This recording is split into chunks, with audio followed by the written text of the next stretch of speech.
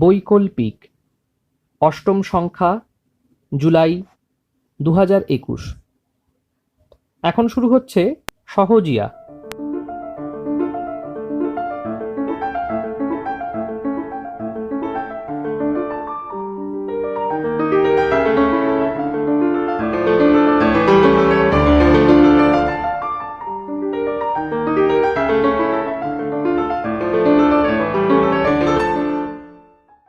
এবারের সহজিয়াতে রয়েছে বিশিষ্ট লেখক ও গবেষক শ্রী স্বপন মুখোপাধ্যায়ের লেখা অকুতোভয় সংগ্রামী হেলেন কেলার শীর্ষক একটি প্রবন্ধ। আমাদের শ্রুতিপত্রিকার পাঠকদের জন্য লেখক নিজ কণ্ঠে এই প্রবন্ধটির মূল বিষয়বস্তু সম্পর্কে আলোচনা করেছেন। বৈকল্পিকের এবারের শ্রুতি সংস্করণের সহজিয়া অংশে সেই আলোচনাটি সম্প্রচার করা হচ্ছে। মূল প্রবন্ধটি পাঠ করবার জন্য আপনারা আমাদের ব্লগ www.boikolpik.blogspot.com দেখতে পারেন। এখন অকুতোভয় সংগ্রামী হেলেন কেলার এই প্রবন্ধটির মূল বিষয়বস্তু সম্পর্কে আলোচনা করছেন লেখক শ্রী স্বপন মুখোপাধ্যায়। আমরা সবাই কম বেশি হেলেন কেলারের কথা জানি। হেলেন কেলার জন্মগ্রহণ করেছিলেন 1880 খ্রিস্টাব্দের 27 জুন। আমরা জানি যে হেলেন কেলার দৃষ্টিহীন ছিলেন, সেই সঙ্গে মূক ও বধির ছিলেন। মূক এ কথাটা বলছি এই জন্যে, কারণ আসলে তিনি কথা বলতে ভুলে গিয়েছিলেন। কথা বলতে পারতেন না এমন নয়, পরে কথা বলা একটু একটু শিখেছিলেন বটে, কিন্তু সে কথা তার নিজের লোকেরা ছাড়া কেউ বুঝতে পারত না। যাই হোক, 19 মাস বয়সে এই যে ছোট্ট মেয়েটি একেবারে দৃষ্টিশক্তি হারালো, যে কানেও শুনতে পায় না, কথা বলতে পারে না, তিনি হয়ে উঠলেন একসময় সারা বিশ্বের এক মহিয়সী বিস্ময় মহিলা। এমন প্রতিভাময়ী মহিলা এই পৃথিবীতে জন্মগ্রহণ করেছেন কিনা সন্দেহ। তার জীবন কথা আজকে আমরা আলোচনা করছি না। আমরা আলোচনা করব আজকে সেটা হলো এই হেলেন কেলার তাঁর যে স্পষ্ট রাজনৈতিক মতাদর্শ ছিল, যেটা তিনি কখনো প্রকাশ করতে দ্বিধা করেননি, পরিষ্কার করে সে কথা বলেছেন এবং সেই পথ অনুসরণ করে সারা জীবন চলেছেন, সেটি সম্পর্কে খুব সংক্ষেপে একটু আলোচনা করব। হেলেন কেলার লিখেছিলেন, rights are things that are get when we are strong enough to claim them। অর্থাৎ অধিকার অনুনয় করে ভিক্ষে করে লাভ করা যায় না, যখন দাবি করবার মতন শক্তি অর্জন করা যায় তখনই অর্জন করা যায় অধিকার। 1916 সালে বিখ্যাত কল পত্রিকায় লিখেছিলেন এই কথাটি বিশ্বের বিস্ময় হেলেন কেলার। হেলেন কেলার নিজেকে একজন চরমপন্থী সমাজতান্ত্রিক বলে ঘোষণা করেছিলেন। পৃথিবীতে এমন কোনো দেশ ছিল না যা রাষ্ট্রনায়করা তাঁর কৃতিত্বে বিস্মিত হয়ে তাকে পত্র না লিখেছেন। তিনি স্নাতক হবার পরে পৃথিবীর প্রায় সব রাষ্ট্র থেকেই তাদের দেশে যাবার জন্যে হেলেনের কাছে আমন্ত্রণ আসে, কিন্তু এত প্রশংসা ও সংবর্ধনা সত্ত্বেও হেলেন দরিদ্র, বঞ্চিত ও শোষিত মানুষের পাশে দাঁড়িয়ে ক্ষমতাবান পুঁজিপতি শোষকদের বিরুদ্ধে সোচ্চার হয়েছিলেন। ধর্মঘটি শ্রমিকদের প্রতিস্পর্ধী মিছিলে তাদের হাত ধরে হেঁটেছেন। পুলিশের, সেনাবাহিনীর প্রতিরোধের মুখোমুখি হয়েছেন হাসি মুখে।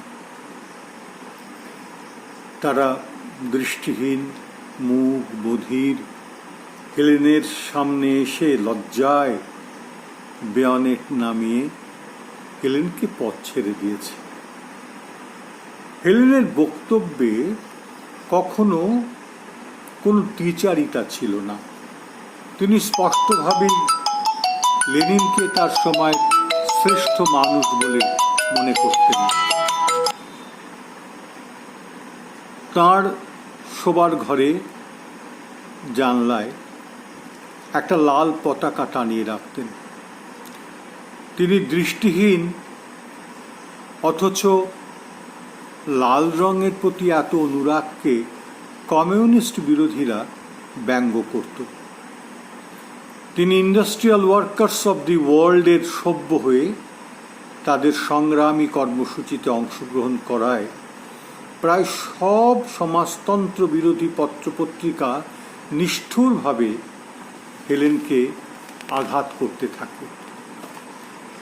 এই সমালোচনার মধ্যে সব থেকে অশোভন অথচ ছদ্মবেশী সমালোচনা ছিল ব্রুকলিন ইগল পত্রিকা। তারা লিখল, হায় বেচারি হেলেন, সে তো প্রতিবন্ধী, দেখতে পায় না, শুনতে পায় না, কিছু বলতেও পারে না। তার এই অসহায়তার সুযোগ নিয়ে তাকে ভুল বুঝিয়ে সমাজতন্ত্রীরা তাকে ব্যবহার করছে। হেলেন কেলার তার সমালোচনাকে ভয় পান না, কিন্তু তার প্রতিবন্ধকতাকে ব্যঙ্গোক্তি করায় হেলেন ক্ষুব্ধ হলেন এবং প্রচণ্ড রেগে গেলেন। তিনি লিখলেন, oh ridiculous Brooklyn Eagle, what an ungallant bird it is. When it fights back, let it fight fair. Let it attack my ideas and oppose the aims and arguments of socialism. It is not fair fighting or good arguments to remind me and others that I cannot see or hear. I can read all the socialist books I have time for in English, German and French. Helen Keller অনেকগুলো ভাষা জানতেন। Helen Keller ইংরেজি তো জানতেনই, German জানতেন, ফরাসি জানতেন, Greek জানতেন, লাতিন জানতেন, এবং সেগুলো এত ভালো জানতেন যে সেই ভাষাতেই তিনি সেসব দেশের রাষ্ট্রনায়কদের চিঠি লিখতেন। হেলেন নিজে দরিদ্র কালো মানুষদের বস্তিতে বস্তিতে দিনের পর দিন ঘুরে বেড়াতেন। দেখতেন যারা মহিলা আবার প্রতিবন্ধী, তাদের মতো অসহায় এই পৃথিবীতে আর কেউ নেই।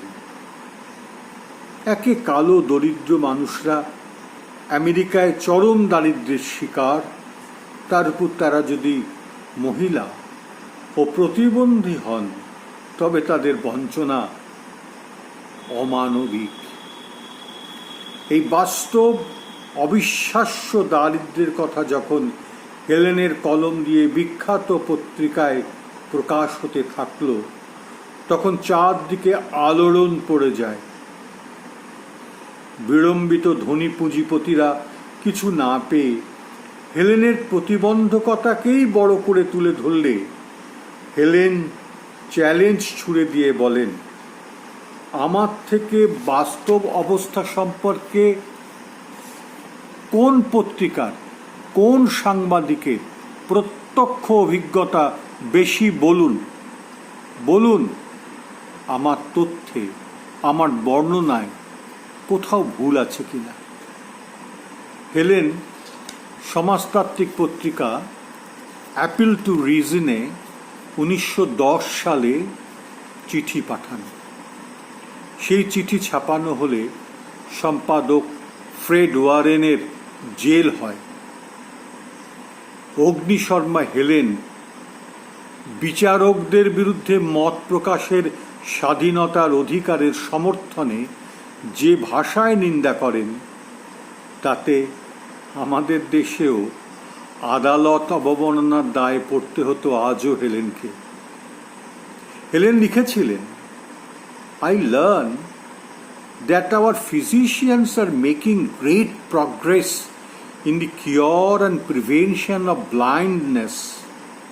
What surgery of politics, what antiseptic of common sense and right thinking shall be applied to cure the blindness of our judges. সোজা কথা, সুপ্রিম কোর্টের জাজদের তিনি পরিষ্কার বললেন যে আজকাল তো দৃষ্টিহীনদের দৃষ্টি ফিরিয়ে দেওয়ার জন্যে ভালো চিকিৎসা শাস্ত্রের অনেক উন্নতি হয়েছে, অনেক অ্যান্টিসেপটিক বেরিয়েছে, অনেক ভালো সার্জারি হচ্ছে। তাহলে আমাদের এই বিচারকদের চোখের দৃষ্টিটা ফিরিয়ে দেওয়ার জন্যে ভালো অ্যান্টিসেপটিক পাওয়া যায় না, ভালো একটা সার্জারি করে দেওয়া যায় না। মানে এই ধরনের সমালোচনা এবং তীব্র ব্যঙ্গ এই বিচারকদের এবং আমেরিকার সুপ্রিম কোর্টের জাজেদের করতে তিনি দ্বিধা করেন। রকফেলারের মতন ধনকুবের শিল্পপতিরা তার মতন দৃষ্টিহীন প্রতিবন্ধীদের বহু অর্থ দিয়ে সাহায্য করতেন, এমনকি হেলেন কেলারকেও নিয়মিত অর্থ সাহায্য করতেন। কিন্তু তাতে তাঁর অমানবিক শোষণ ও মুনাফালোভীর অনৈতিক কাজের তীব্র নিন্দা করতে অকুতোভয় হেলেন দ্বিধাগ্রস্ত হননি, বরং বলেছেন যে তিনি লজ্জিত, কারণ যে রকফেলার তার শ্রমিকদের শোষণ করতে দ্বিধা করে না, তার কাছ থেকে তিনি এবং আমেরিকার ফাউন্ডেশন ফর দি ব্লাইন্ড অর্থ সাহায্য গ্রহণ করতে বাধ্য হয়। এ ধরনের মন্তব্যে রকফেলারের যথেষ্ট সম্মানহানি হলেও তিনি কখনো হেলেন কেলারের বিরুদ্ধে একটি বাক্যও বলেননি। স্পষ্ট বক্তা, মানবদরদী হেলেন সবথেকে বিপ্লব সৃষ্টিকারী যে পত্রটি লিখেছিলেন সেটি নাৎসি জার্মানির বলদর্পী স্বৈরাচারী শাসক হিটলারের বিরুদ্ধে। তখন হিটলার আর নাৎসি বাহিনী সারা বিশ্বের ত্রাস। হেলেন কেলার যদিও সর্বদাই যুদ্ধ বিরোধী ছিলেন, কারণ যুদ্ধে সব থেকে বেশি ক্ষতিগ্রস্ত হয় প্রতিবন্ধী মানুষরা। কিন্তু দ্বিতীয় বিশ্বযুদ্ধে যখন হিটলার ইহুদি হত্যা শুরু করল, তখন হেলেন কেলার বাধ্য হয়ে তাঁর অনিচ্ছা সত্ত্বেও অক্ষশক্তির বিরুদ্ধে যুদ্ধ সমর্থন করেন। হিটলারের তীব্র রাগ ছিল এই দৃষ্টিহীন এবং বিকলাঙ্গদের উপর। তাদের হত্যা করে সমাজের বোঝা কমানো উচিত, এই ছিল হিটলারের মত। একসময় তার আদেশে হেলেন কেলারের সব বই যা ব্রেইলে জার্মানিতে প্রকাশিত হয়েছিল তা পুড়িয়ে ফেলার নির্দেশ দেওয়া হয়। বার্লিন বিশ্ববিদ্যালয়ের সামনে সভা ডেকে আগে থেকে ঘোষণা করে হাজার হাজার মানুষের সামনে, ছাত্রছাত্রীদের সামনে খুব উৎসব করে বইগুলো পুড়িয়ে ফেলা হয়। সে এক বই পড়ানো উৎসব। বিভিন্ন লাইব্রেরি, বিভিন্ন বিশ্ববিদ্যালয় একের পর এক শুরু হলো বই পড়ানো। এই কথা ঘোষণার কথা জানতে পারার পরেই হেলেন কেলার জার্মান ছাত্রদের উদ্দেশ্য করে 9 মে 1933 একটি পত্র লেখেন। সময়টা খেয়াল রাখবেন, 1933। সেই ঐতিহাসিক পত্র পৃথিবীর বিভিন্ন দেশের পত্রপত্রিকায় প্রকাশিত হতে থাকে। যেহেতু হেলেন কেলারের লেখা চিঠি, তাই সেই চিঠি ভীষণ গুরুত্বের সঙ্গে আগুনের মতো সর্বত্র ছড়িয়ে পড়ে। চিঠির ভাষা, বিষয়ের গুরুত্ব এবং হেলেনের রণংদেহী মূর্তি চিঠিটিকে অমর করে রেখেছে। হিটলারের বিরুদ্ধে হাজারো বন্দুক আর গোলার থেকে সেই চিঠির গুরুত্ব বেশি। 1933-এ হিটলারের বর্বরতা তখনও কিন্তু পৃথিবীর মানুষের কাছে স্পষ্ট হয়নি। ভারতবর্ষে তখন তো হিটলার একেবারে পরম দেশপ্রেমিক বলে নন্দিত, ধিকৃত নন, বন্দিত। তাকে আদর্শ হিসেবে বই লেখা হয়েছে। এমনকি 1933-এ রাশিয়ার স্তালিনের সঙ্গেও কিন্তু হিটলারের বেশ ভাব। তখন অনাক্রমণ চুক্তি চলছে, ফলে হিটলারের বিরুদ্ধে একটি কথাও কেউ বলছেন না। একদিকে ভয়, আরেকদিকে তার সঙ্গে বন্ধুত্ব করলে পরে কিছু সুযোগ পাওয়া যায় কিনা সেই ভাবনা। এই সময় হেলেন কেলার 1933-এর 9 মে কতখানি তার দূরদর্শিতা ছিল ভেবে দেখুন, কতখানি রাজনৈতিকভাবে তিনি সচেতন ছিলেন ভেবে দেখুন। তিনি চিঠি লেখেন, সেটি আজও আমেরিকান ফাউন্ডেশন ফর দি ব্লাইন্ডে রাখা আছে। আমি চিঠিটি পড়ছি। চিঠিটি তিনি লিখেছিলেন to the student body of Germany. এটা হাতে লেখা, পরেরটা চিঠি তিনি টাইপ করে দেন। ব্রাকেটে তিনি প্রথমে লিখেছিলেন অ্যাডলফ হিটলার, বার্লিন, জার্মানি। পরে সেটা তিনি হাত দিয়ে কেটে দেন, কলম চালিয়ে কেটে দেন। বোধহয় বুঝেছিলেন যে হিটলারকে লিখে লাভ নেই, তাই তিনি জার্মানির ছাত্রদের এই চিঠিটি লেখেন। তাতে তিনি লেখেন, history has taught you nothing if you think you can kill ideas. Tyrants have tried to do that often before, and the ideas have risen up in their might and destroyed them. You can burn my books and the books of the best minds in Europe, but the ideas in them have sipped through 1,000,000 channels and will continue to quicken other minds. I gave all the royalties of my books for all times to the soldiers blinded in the World War, with no thought in my heart but love and compassion for the German people. Do not imagine your barbarities to the Jews are unknown here. God sleepeth not, and he will visit his judgment upon you. Better were it for you to have a millstone hung round your neck and sink into the sea than to be hated and despised of all men. Helen Keller. অর্থাৎ তাদের তিনি বললেন পরিষ্কার যে আগামী দিন সারা পৃথিবীর মানুষ এ কাজের জন্য তোমাদের নিন্দে করবে এবং ঘৃণা করবে। তোমাদের তার থেকে গলায় কলসি বেঁধে জলে ডুবে মরা উচিত।